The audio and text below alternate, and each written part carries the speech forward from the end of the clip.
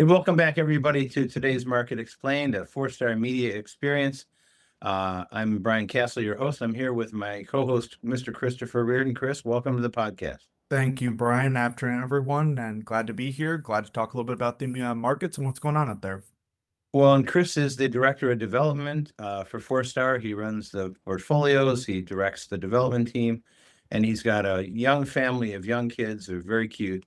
And anyway, so welcome, Chris, to the podcast. Thank you, Brian. And I'm Brian Kasal, your host, the CEO and founder of Four Star, chief. I'm sorry, trustee of the National Boy Scout Foundation, very involved with World Scouting as well. I run Four Star, obviously, and I'm the chief dad to Quinn and Evan, and husband to the amazing Tripty. So that's my story, folks. If you can. If you like what we are saying here today and you like our show, please give us a 5 out of 5 on Apple iTunes. That would help our numbers and help us get more of a reach in the podcast. We're still ranked in the top 1% of all financial podcasts, but we want to stay there. So we'd appreciate your help if you could like us on Apple iTunes. So we're going to start out with our normal program today. This is not an interview discussion. It's just the market commentary today. So we start out with the markets, we talk about the economy, and then generally what we see out there. So Chris Reardon, do you want to tell us a little bit about what's going on in the relationship between all the assets in the market? Yeah, certainly. So, we didn't see any kind of changes from asset class movement standpoint as far as one moving above the other. But we did see some small changes. Domestic equities is still holding the overall number one position.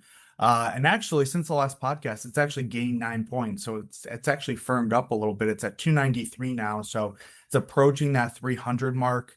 For those of you that have been listening for a while, if you go back about a year and a half, maybe 2 years, domestic equities at one point was around that 320 and that 320, 340 range. It was kind of so it is starting to, inch back up there again. So that's something certainly to watch. But international equities is in that number two position. It gained 1 point. It's at 278. So recently it hasn't been keeping pace as much with domestic equities, but still by far the second position there. Third, we have commodities. That's at 232, and that's gained only 1 point as well.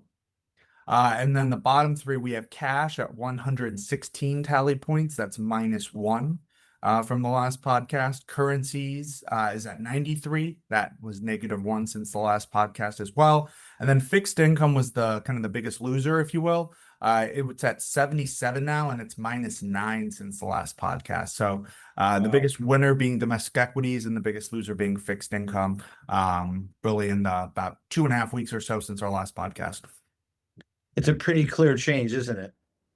Yeah, I mean, certainly a big gap there, obviously. And I think the interesting thing to note, at one point, international equities was getting pretty close to eclipsing domestic equities. We recently seen that gap widen again, and domestic equities kind of gain a little bit more distance there.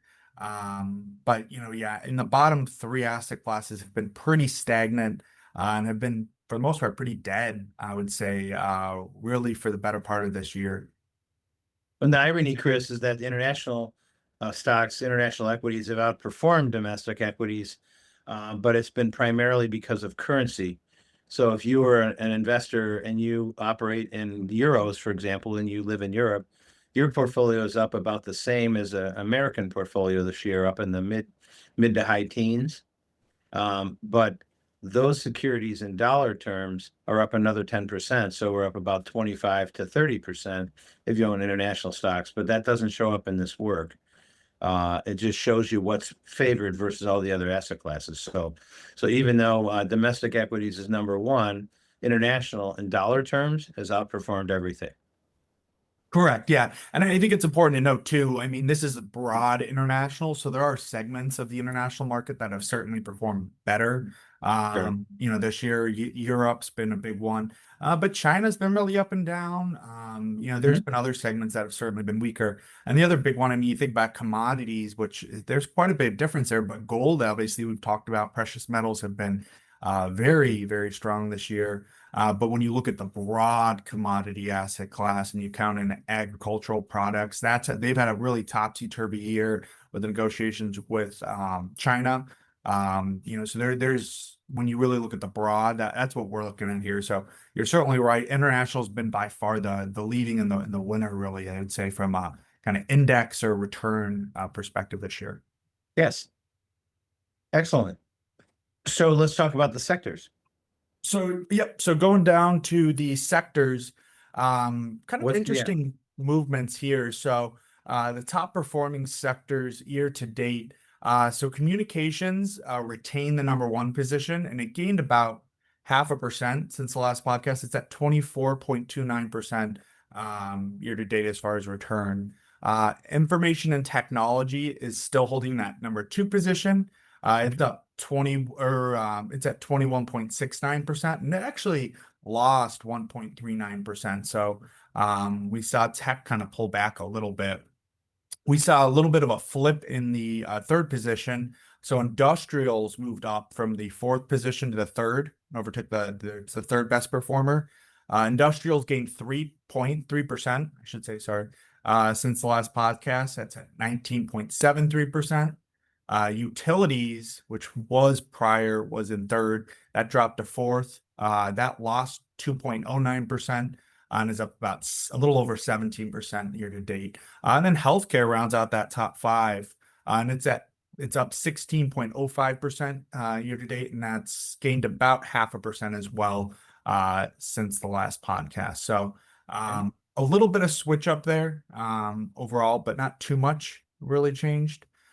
Flipping to the other side, the worst performing or the bottom performing sectors, we have a new worst performing sector, and that is real estate. Previously, this was the second worst. Now this has dropped to the worst. It's up 3.76% year to date, and it was down about 0.5% since the last podcast. So just got slightly bumped out by consumer staples. That's up 4.17% and was up about 0.36%. So not a whole lot of gap there, but just enough to kind of push it above. Consumer discretionary is the third worst, and that's up 7.49% year to date, and that gained 1.82%. So a bit of a gap there. It's about a 3% gap from the second worst to third worst performer. And then going to the fourth worst, energy. Energy's up 7.50%, and that was down about 1% since the last podcast. And then so those bottom four, I would say, are kind of I would say their own separate group, I would say, because then there's a big jump. So energy, as I said, was up 7.5. The next worst is materials, and that's up 11.51%. And that gained almost 2% since the last podcast. And financials is the kind of middle ground right now, and that's up 15% year to date, and gained 4% since the last podcast. So a bit of movement here. We're certainly seeing some of technology kind of fade a little bit off, but we've seen industrials come in. Healthcare, as we've talked about before, has certainly been on a bit of a run. Financials, and a lot of that's played with the rate cuts, things going on. You tend to see financials move pretty substantially around that period, and then they'll probably even out. But certainly some movements. But I would say we haven't really seen a wholesale change yet.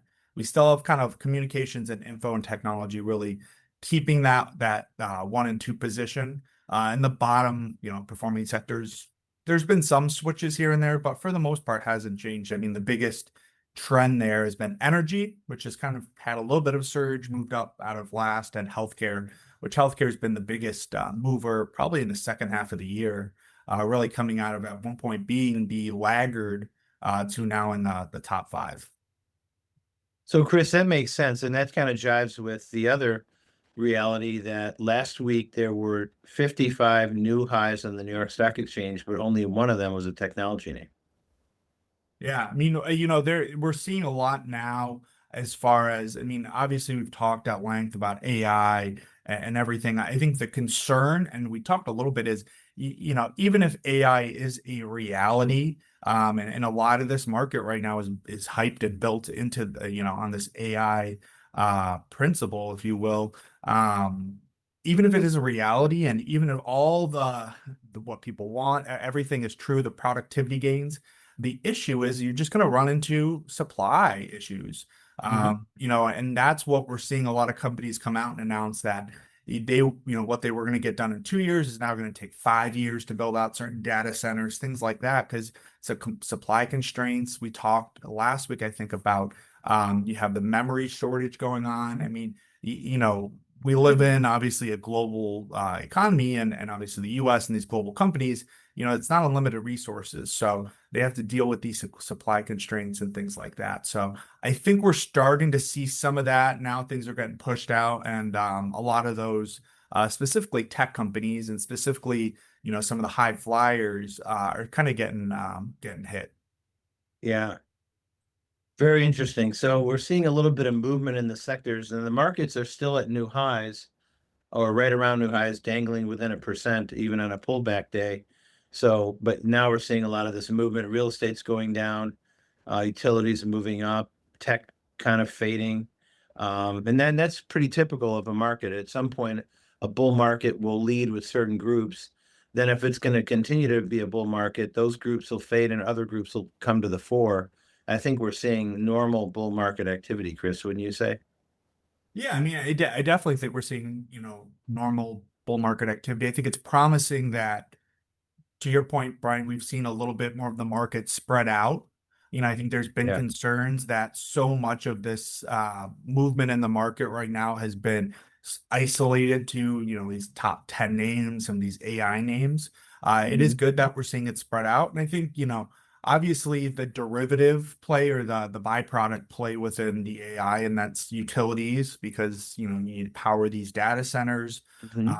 has been a big proponent. Healthcare, which has been a major benefactor of deregulation and certain regulations that have happened from the government side, but also a good byproduct of being able to leverage AI to help drive productivity gains within research cycles on certain drugs, things like that. So Yeah. we're seeing that play out. I mean, I do think AI is going to have a very large impact on the overall economy, to the point that, some of these stocks have been bid up. Who knows if that's going to actually be a full reality, but it certainly is going to be here to stay. Yes, Brian Kasal. I'm the CEO and founder of Four Star Wealth Advisors. Now, we built Four Star on one simple belief that every client deserves clarity, confidence, and strategy built around their financial story. For over 40 years, we've guided clients through every market cycle, helping business owners, families, retirees protect what they built and then grow their holdings to meet the needs over their entire life for them and their family in the future. We are fiduciaries, not salespeople, and that means we sit on the same side of the table as you always. So, from personalized portfolios to advanced tax and estate strategies, everything we do is about creating long-term freedom and peace of mind for our investing families. So if you're ready to align your wealth with your goals, visit fourstarwealth.com. Let's start building your future one smart decision at a time. So, interestingly enough, too, Chris, looking at the markets and how they have shaken out since our last show, the Nasdaq Composite is down about 3% from our last show, and that was up 23. Now it's up only 20.16. S&P 500 was up in the higher teens. At our last show was 16%. Now it's up only around 15.1%. But yet, the Russell 1000 value and the Dow Jones, which is more broader base dividend oriented stocks, those sectors are all up since our last show. So it's interesting that makes sense, and it kind of goes along with what we were saying before. So anyway, that's very good. Thank you, Chris, for that report. Anything else about markets you want to chat? Yeah, I mean, just a couple of things to highlight. I mean, I think it's really interesting. It used to be a very stagnant M&A market, but we're starting to see a lot of pickup. And this year, especially, has been very pronounced.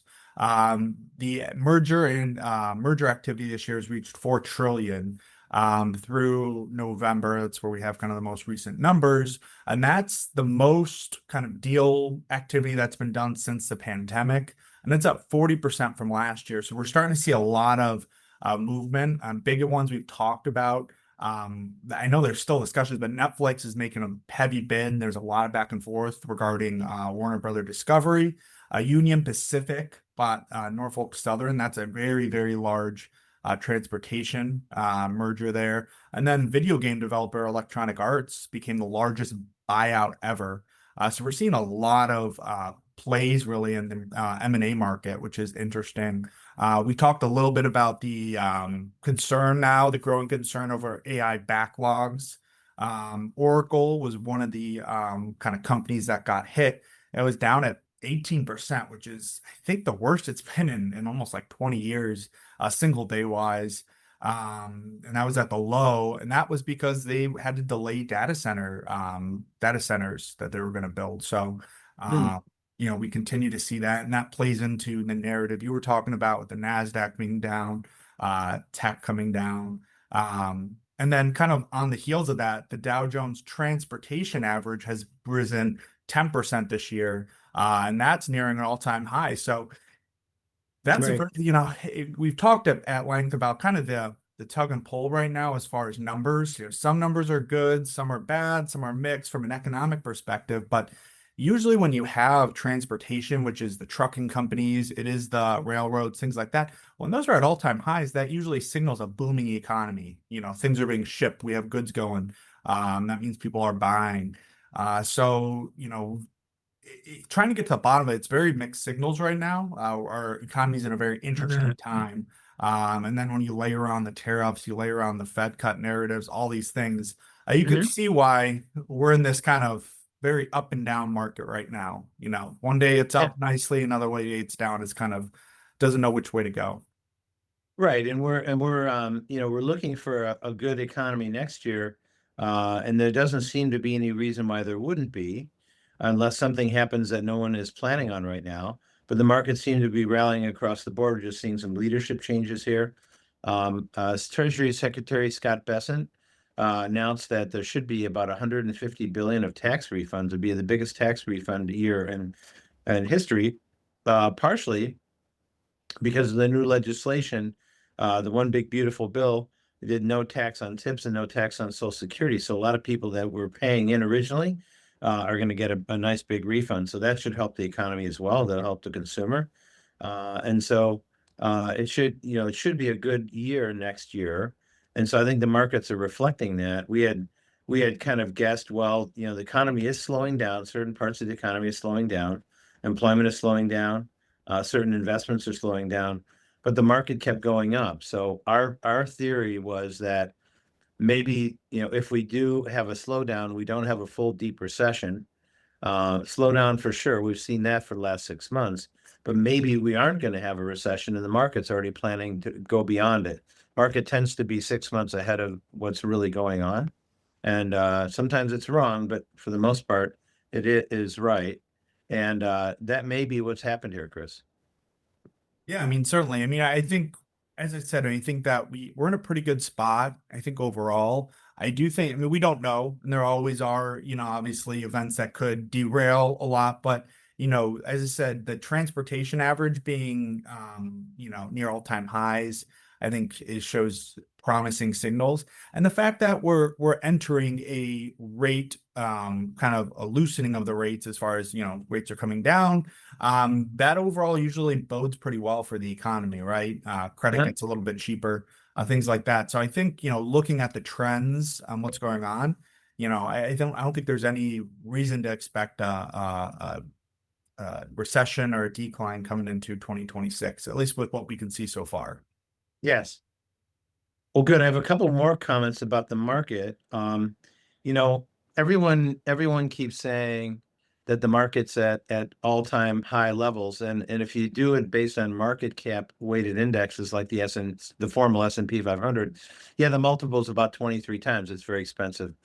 But if you look at under the hood and realize that those sectors that were so highly priced, the technology names, and they're down a little bit from their highs, but their multiples got so high, and if you back out even just those top seven tech names, the market cap weighted index is only about 18 times multiple. So it's not expensive. The fair value in the market is considered to be 17 times earnings.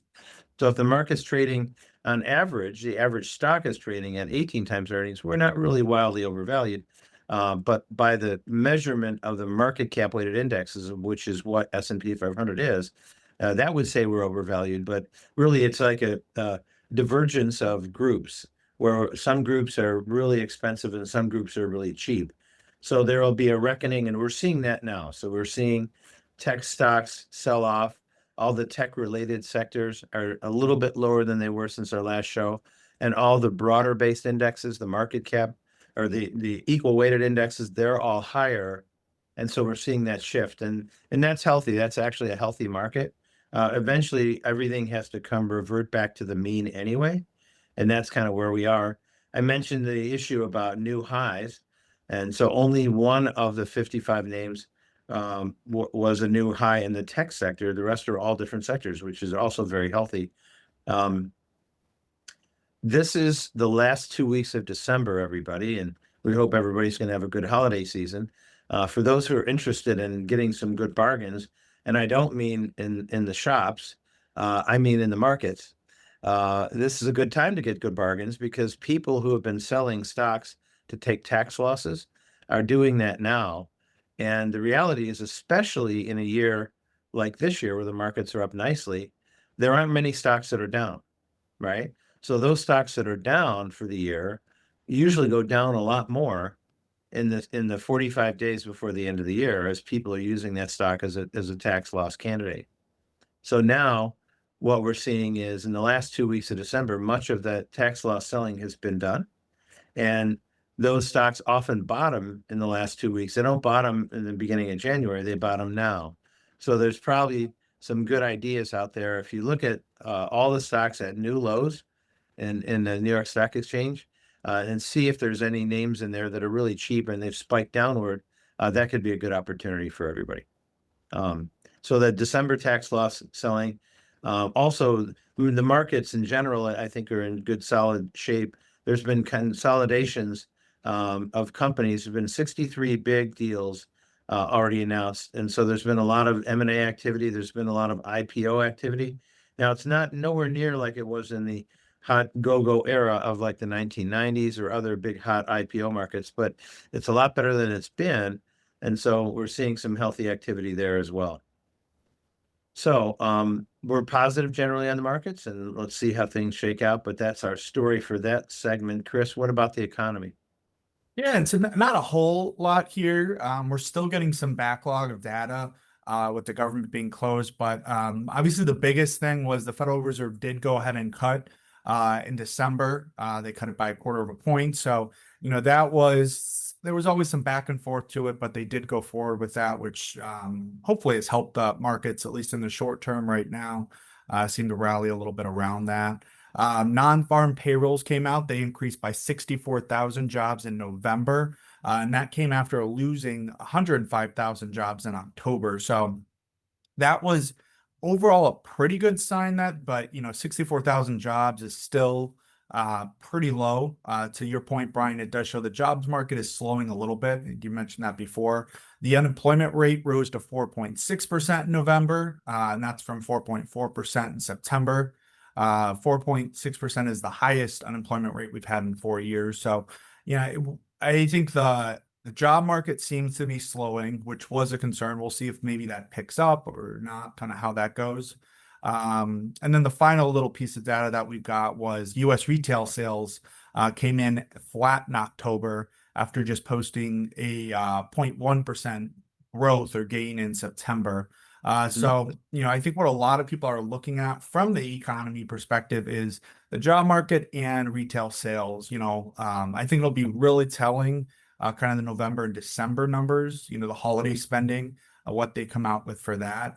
But with what we're seeing now, I'd say the two low spots, if you will, with this economy, if you had to point them out, would be the jobs market. And, if we're starting to see retail sales roll over a little bit. So still, I'd say it remains to be seen. The trend right now is negative. Doesn't mean it couldn't reverse. Doesn't mean we can't have a great holiday season and that could reverse the whole trend there. But I'd say those are the two kind of low points if you had to point them out. Okay. Now, Chris, you mentioned, the Fed did cut, right? And Mhm. so the fear is that when the Fed puts money into the economy, which is what happens when they cut interest rates, then more money is available in the economy, that's going to spike inflation upward. But we saw inflation actually go down more than expected. Yeah, I mean, I think I'm 100%, but I think when the Fed does cut, I mean, we'd see inflation as a byproduct of that, down the line further. There are certain areas I think within the inflation narrative that have been stubbornly high. I think grocery goods are still stubbornly high. Car prices have kind of moved back upward. So there's certainly spots. In other areas, it has come down significantly, which we've talked about, I think, at one point. I think it really depends on obviously people spending, things like that, but it's certainly something the Fed's going to look at. It's certainly something that the market's going to look at, because if we do see inflation spike back up, obviously that's going to cut short the Fed's rate cutting plan, and could see it reverse course. And that would certainly put a crimp on the market. And that's Mhm. an outlier that, we don't see yet, but certainly a scenario. Well, and then, just a further comment on that whole inflation thing, Chris. So now inflation was quote unquote down to 2.7 more than expected, most of the media said. And that's because that expectation was higher. But the Trump administration took some exception with that because they said we always thought inflation would come down a lot faster. So we think the estimates out there were wrong, and we fully expected inflation to go down quicker. So now we've seen a Fed rate cut. Um, and that should spur inflation upward. Now, people might say, okay, well, they cut and inflation went down, but they just recently cut. So it'll still take weeks to months for that effect of that rate cut to come into the economy. So if that really is going to cause a reigniting of inflation, we won't see it until January or February. So the two being close to each other really are not related because of the time lag that it takes for a rate cut to affect inflation. So now we'll watch in January, February, and March to see if that rate cut is causing inflation to go back up. Our hope is, and our belief is it probably will not. Yeah, I mean they're looking for a balance, right? I mean, what is inflation? And that's where, it's really important looking at the jobs market and spending, because, obviously if the jobs market lags, presumably spending will lag. If less people have jobs, less people are going to be spending money, if they're trying to tighten their belts a little bit and save money if they're not currently working. That what that does is you have less buyers. So if less buyers, it means more sales, right? Inflation is just Yeah. you have more buyers than the sellers. Um, you have one, and there's an imbalance there, right? So we're seeing prices rise because there's so many buyers there that they can afford it. So, um, I think it'll be interesting if we do see that continue. We could Mhm. see even, prices come down. If we see the Mhm. consumer uh, tighten their belt a little bit more, that would be actually not a bad thing as far as the short term, because producers and sellers would have to lower prices to entice people. Yes. Well, now President Trump gave an address the other night. He talked about all the great accomplishments of the administration since in the last 11 months. And so, of course, our president is very heady and very bombastic. Everyone knows that. So normally he just goes out there and brags about all the good things. But this time he was a little more tempered. And he talked about how the price of eggs were down and certain commodities were way, way, way down. The one that I think that really affected the most positively was gas prices are down, and there are 31 states now that the average uh, price of regular unleaded gas is below $2 a gallon, and there's seven more states where it's below 250 per gallon. Chris, unfortunately, we live in one of those high tax states, Illinois, where it's it's nowhere near 250. I think we're paying four something because our taxes are so high. But nonetheless, but the gas price in general was another big factor in seeing that inflation rate go down, quote unquote, higher than expected. Though again, the administration thought it should have been, should they should not have had that attitude, and they turned out to be right. but they did talk about all the great things. One thing the president did discuss in his address to the nation, it was a 19-minute address too, by the way, a very short address. He did address the fact that even though they've had some progress, there's still a lot more to do with the economy. To turn around some of the things that happened in the previous administration is going to take more than 11 months to do. There were a lot of really, really bad things that happened economically in that period of time. And part of it was that aftermath of the pandemic, and that was really no one's fault. And some of it was some bad decision making by the previous administration. But I think he's trying to get a hold of the narrative. Now, the reality is now we're into a year where there's midterm elections. And so one side is trying to make a case that President Trump is not doing enough to fix the economy. And the other side is trying to say, hey, we're doing a good job. And so, but that's just pure politics because they all are self-interested and want to get reelected. If everybody was working and rowing the same boat, things would probably happen a lot faster, but their political interests keep them saying different things. So that's why you hear these different discussions and they make it sound like, these things are true, but they make arguments that are political and they try to give a framework on the economy. The economy right now is, actually doing a lot better than most people thought. We thought we'd have a bad recession, but we did have a slowdown. The one side is trying to make it look worse than it is, and the other side is trying to make it look better than it is. And that's the narratives that you hear in Washington. So that's what you're going to hear for the rest of the year. One side's going to try and take advantage of it. And if anybody remembers back in the first term of President Ronald Reagan, he came into office after the 70s, which was a terrible economic time. And it was enough that the voters threw Jimmy Carter out of office after one term. But Ronald Reagan came in 1980, and inaugurated in January of 1981. And by the midterms in 1982, the economy was no better. So they didn't do well. The Republicans didn't do well in that election. And the economy didn't get back better until 1983. Then by 1984, everything was fine. It was quote unquote morning in America, and Ronald Reagan got reelected. What one side is trying to do here is they're trying to keep the Republicans from having the majority and regain the majority using the economic concerns. And they may not be able to turn it around that quickly. We'll see if the Republicans can get the economy to the point that people feel good about it. Right now, the polls are showing that people don't think the economy is going very well, and they're blaming President Trump for it, when it really wasn't his fault. But maybe he shouldn't have promised so much right in the beginning, gave people the impression I'll be like, I can do this in 10 seconds, which is how he always says it, right? So that's all a matter of expectations, and that's really where we are right now. The economy should get better, but it may not get better soon enough to protect the elections next fall. So we'll see, Chris. Yeah, I mean, I think historically, I think it's you would expect Democrats to at least win over one of the houses. I think, right? Historically, usually when you have a majority like the Republicans have, usually at the midterms, but we'll see. Yeah, it's interesting, and part of the problem is that we don't have term limits, right? So when folks get elected to a position like member of Congress or a top role, U.S. Senate, they're such attractive positions. The benefits are great. You're a prominent leader in the community that it's too attractive. They don't want to give that up, so they'll say and do anything they can to keep those jobs, and that's kind of where we're coming from here. So. So some of the rhetoric you'll hear about the economy is real and some of it is not, very political.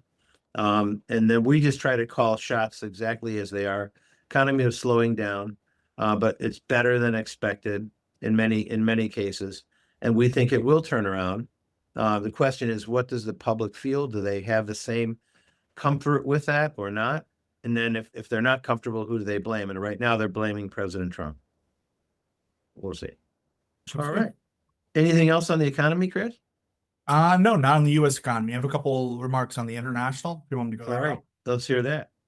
So in Europe, the Eurozone's composite PMI, so this is for the entire Eurozone, fell to 51.9 in December from 52.8 in November. So we're seeing still a little bit of slowing within the Eurozone.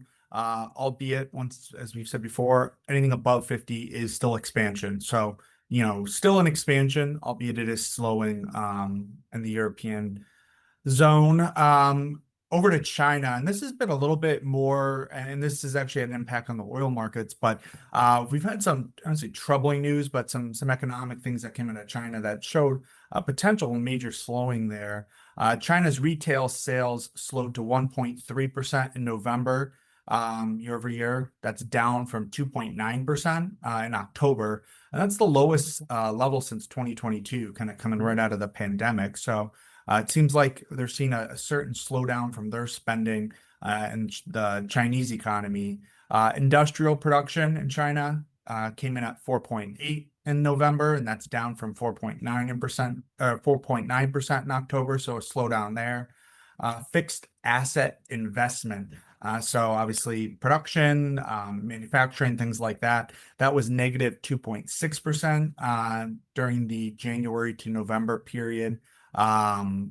So we continue to see less fixed asset investment, and then property investment. This one was a big one. Property investment in China was down 15.9% from January to November, and that's from the same kind of time frame a year earlier. So a bit of a slowdown. The one bright spot with China has actually, and this has been, I think, a surprise for the world, has been their trade surplus and industrial production. So their industrial production came in at around 2 trillion, and their trade surplus came in at a little over 1 trillion. So, their manufacturing output was actually a record high of up 7% through October. And I think that threw a lot of economists through a loop, because obviously we've had the kind of tariff war, if you will, with China, the US has.